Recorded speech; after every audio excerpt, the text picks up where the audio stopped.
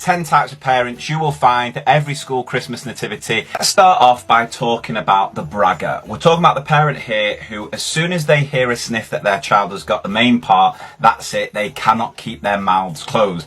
They're at the school gates every single morning, letting on to every parent to make sure they know. Have you heard the news? Did you see my Facebook post? No, my Instagram live? My tweets?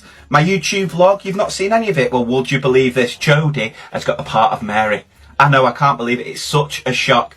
It's got nothing to do with the fact that she'd been in drama school since the moment she was conceived. No, and I've already emailed the BBC to see if they want to cover the story. It's going to be so exciting. Then you've got the parents who are so eager to get a decent seat, they sort of camp out. The show might not be till 2:30. As soon as they've dropped the kids off at 9, they're queuing up to get in. Do you remember back in the day when Teletubbies and Buzz Lightyear were the go-to Christmas toy, and there were people who would literally queue for days outside toy shops to get these toys? These are what these parents are like. I mean, the show might not even be till Thursday, but as soon as they drop the children off on Monday, they're camping out. They've got the tents ready, flasks and mugs, sandwiches at the ready because they want to get front row. And then they're absolutely gutted to realise the front row is reserved for all your special guests in attendance, which is basically the head teacher, your chair of governors, or your priest. Then you've got your keen bean, eager beaver parent who gets there as soon as they can to basically reserve most of the hall. Oh, sorry, you can't sit there. No, that's reserved. Oh, no, sorry, that's reserved. In fact, this whole row is reserved. As a school, you've limited tickets to maybe 2-3 per family, yet this parent has managed to forge fake tickets so every man and his dog who's ever met this child can come and watch them perform in this play. Then you have the distractor. From the moment children enter the hall to the moment they leave, they are just trying to get the child's attention, which drives me potty. You're about to see them again in an hour. Just chill your beans. I mean, I remember being at school being told by my teachers to not wave into the crowd, and hear a fully grown adult waving, trying to get their child's attention to make sure they know they're here. They've got eyes. They can see. Then you'll always have one who just sits there on the phone just looking at Facebook while the play is happening. I mean, put the phone down, be present in the moment.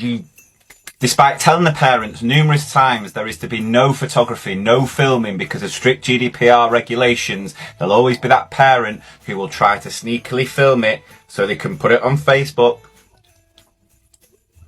even though you're going to spend hours editing a Hollywood-style blockbuster version of the play. I just love the parents who are overly emotional, just sit there in tears. I just can't believe my little daughter.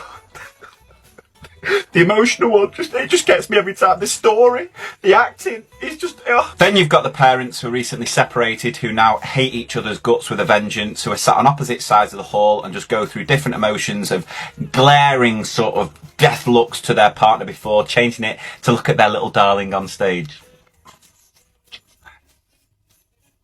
Then you've got a parent who comes in late because they've come straight from work and they forget to put their phone on silent. So at the scene where the baby Jesus is being born, all you hear is, oh, sorry, really important, just got to take this. Hello, mate. You've got the parent who's been working so hard to get their children to remember all the lines, all the songs, and so spends the whole play just reciting it themselves, just mouthing all the words and all the dance moves.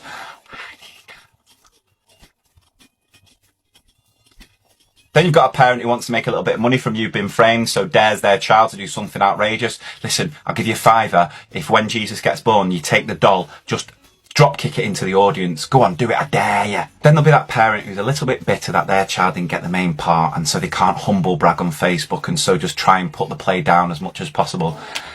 Yeah, it was okay. You know, it's not going to win any awards, is it? You know, I'm not being funny, but Mary's performance there was very underwhelming. I mean, the moment she found out from Angel Gabriel she was going to have God's child, there was no emotion. I wasn't convinced at all. It just left me empty, if I'm being honest. You know, I know the teachers have worked really hard, but if they would have cast my little darling, she would have really been able to carry that performance. And last, but by no means least, you've got the teachers who are also parents, who, unless they work at an understanding school, who make arrangements to allow them to go and see their children perform, they don't even get to see it.